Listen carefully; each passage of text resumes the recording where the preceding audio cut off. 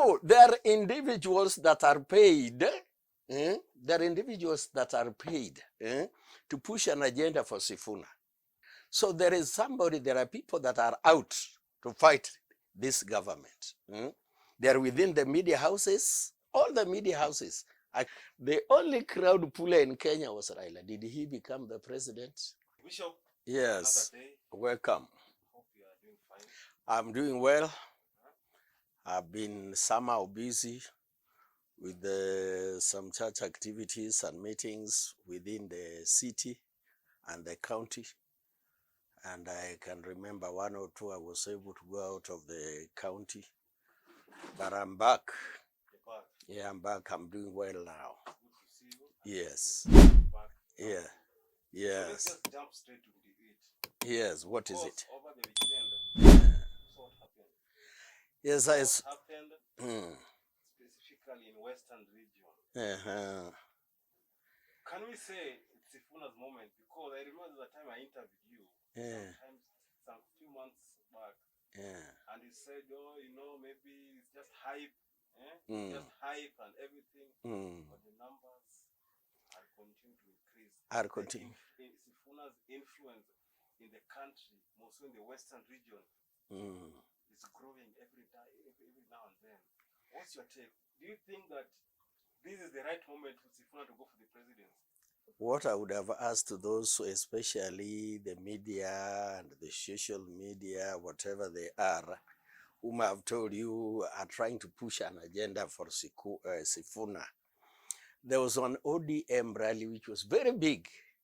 They never laid emphasis on that. So you'd ask why. There was a very, very big rally organized by ODM in Malava, where Weekly for Paranya, the General Secretary of ODM, Omanyo, were participating. It had a big crowd. Why didn't they lay emphasis on that? That's a question I would ask. It was also in the Western. It had also a very big crowd. Maybe it didn't have that impact. No, there are individuals that are paid. There are individuals that are paid to push an agenda for Sifuna. Yes. There are individuals that are paid. Even the president himself had a crowd in, what is this place? I think it is in among the Teso people, Amaguru. The president also had a very, very big crowd in Amaguru. Why didn't they lay emphasis on that? That crowd, the big crowd that ODM had in Malava. They didn't lay emphasis in that. So there are people that are out to fight this government. They are within the media houses, all the media houses. I can't say even ODA, even Citizen. We thought Citizen was neutral because NTV, KTN News were out to fight the government. But now I can see even Citizen and even Ramogi, the way they're trying to bring the issue of Gachagua and the issue of Sifuna, and they keep on repeating it. Then you read in between the lines, there is somebody behind all these things trying to drive the message home.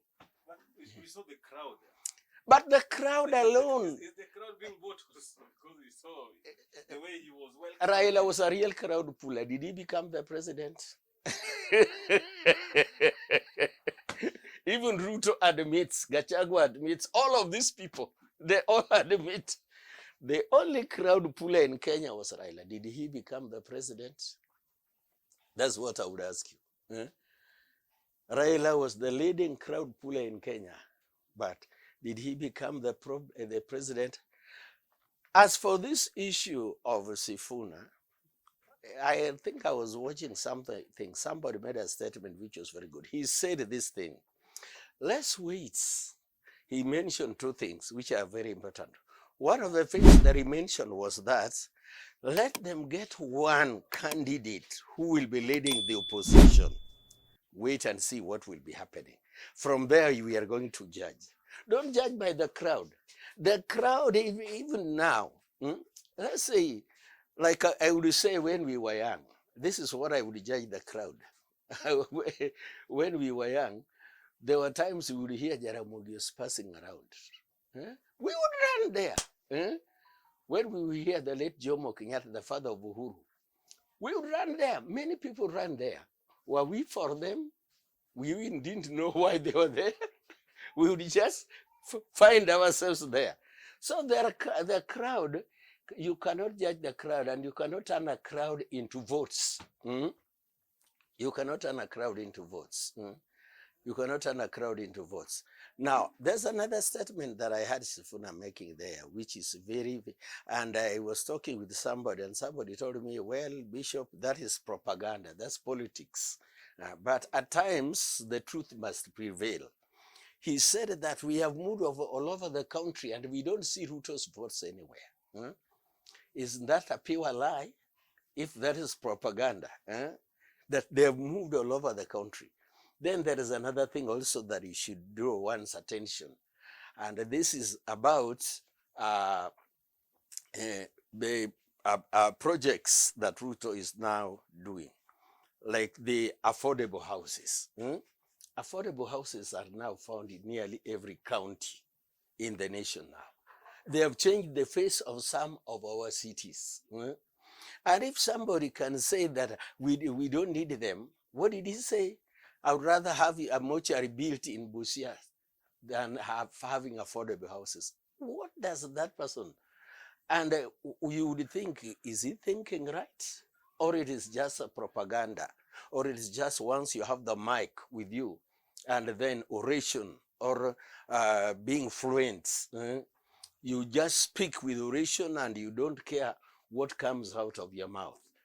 Another thing, coming back to what one of the points that that person made was, let's wait for them to have one candidate. And then another thing that we should wait for them is the 10th of August. What will come out on the 10th of August? We cannot go by the crowds. There is what we call the silent majority. The silent majority do not attend these rallies. When it comes to the voting, like most of these people who are in these Sifuna rallies are young people.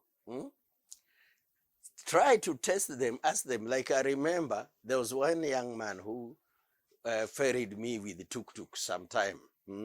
And I think immediately after the rally, Sifuna and Babu Owino had in Kisumu here. And this young man said, we are Sifuna. And then I asked him, have you registered as a voter? He was stuck. You see that? I asked him, have you registered as a voter? He couldn't speak. But he was really for Sifuna. I'm Sifuna. So what will surprise you? Some of these young people have not registered. And some are there because they have been paid to be there. That's the fact. That's the truth. So they've been paid to be there. So you cannot judge by the crowd. The crowd, if there was somebody who was a real crowd puller in Kenya, it was Raila. But that did not make Raila to be the president. Bishop, there's a certain video, an old video of Ruto that is kind of circulating around. That he said that, I quote, ukipata barua ya ODM. Ukipata barua ya ODM, which means if you get that letter from ODM that they're dismissing you, you will end up having a great political career. Because you remember Ruto had issues with ODM, kind of with what happened with Sifuna, because he is kind of different. At the end of the day, he even went to court with ODM. I don't know if you remember. But eventually, he was dismissed from the party and he became the vice president. Now the president. Do you see a scenario whereby it's happening right now with Sifuna? Dismissed from ODM, looking like he's the man of the moment right now. That's why all eyes are on Sifuna, the media, the everything. Do you think that him being removed from ODM is a blessing in disguise? There are things I see in Sifuna which I don't see him becoming a president. Why? I see a lot of arrogance. I see a lot of pride. I see him abusing old people. I see that. And I told you, things are going to change this time. From the spiritual perspective, don't think things are just going to remain that people like Sifuna and others who are arrogant, full of pride, and so many other things are just going to take over because of the crowd. Remember the other time I told you there in the book of Daniel chapter 4 verse 17, God gives the rule or the reign of power to whom he loves. So, in fact, it is a proven fact that several general elections, Raila won. But there are reasons which I don't want to get into now why Raila was not able. He won. It's a fact, Raila won. Why he won? Yes. He was not able to become president. Yes, but he was not able. There are several reasons which I don't want to get into now, but Raila won. One of the, for example, let's leave these others, but let's take 207. 207 in November, there is a news weekly magazine called the Weekly Citizen. You might have heard about it or seen it. A Weekly Citizen in November in 207, before we came to the general election in December, told Kibaki, the intelligence or the special branches, they used to call it then, told Kibaki that from our intelligence, we have found that Raila is going to beat you. Raila is going to win this election. So you better prepare yourself. So 207 to 8, Raila won the election. So elections in Kenya, some people may not know how they go, but there are some secrets that are behind it.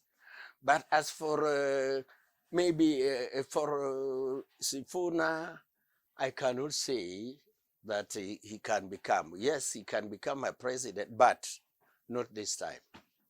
Maybe after 2032, that one he can become. But the lawyers are insisting Sifuna is their guy.